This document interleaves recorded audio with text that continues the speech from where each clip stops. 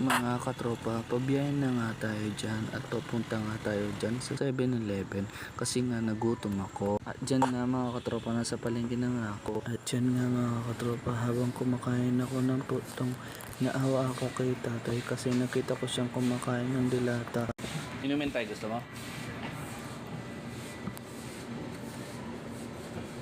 Lagay mo na sa kanin mo yan tayo yung kinakain mo. Kumakain kasi ako dyan ng putlong mga katropa. Nakita ko kasi si tatay na kumakain ng pagkain na galing sa dilata at binubuhos sa kanyang bibig mga katropa. Kaya hindi na ako nagdalawang isip na bilhin siya ng pagkain. Tubig tayo, gusto mo?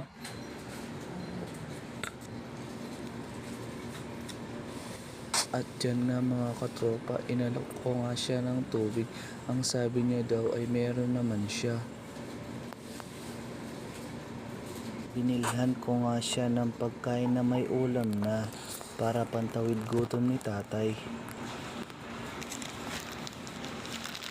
Habang nga kumakain ako dyan mga katropa, pinagmasdan ko nga si tatay at naaawa talaga ako sa kanya mga katropa.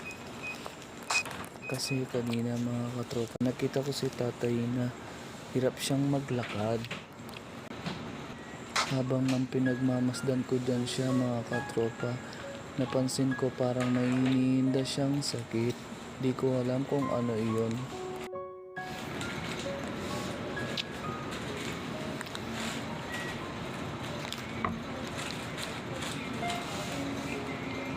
Ang sarap sa piling na makatulong ka sa kapwa mo.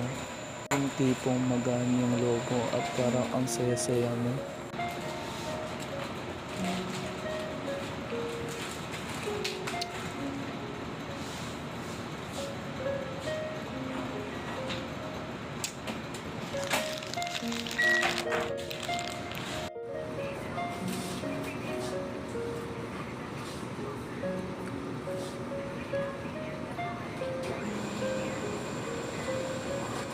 At dyan na mga katropa, tapos na kumain si tatay. Nililigpit na nga niya ang kanyang pinagkainan.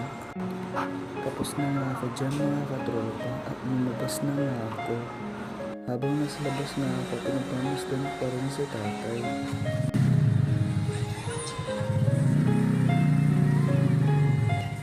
Napansin ko nga nakatulog na nga dyan si tatay. Sa sobrang pagod, tumahimik na nga siya. Kinabukasan nga bumalik uli ako dito at napansin ko wala si tatay. Nagtanong nga ako dito kung pumunta si tatay. Ang sabi daw nung nagtitinda dito, dinala daw si tatay sa ospital. Hindi ko alam kung bakit. Nalungkot ako lalo dito mga katropa. Dito ko siya pinagmamasdan kumain mga katropa. Habang ako ay nandito.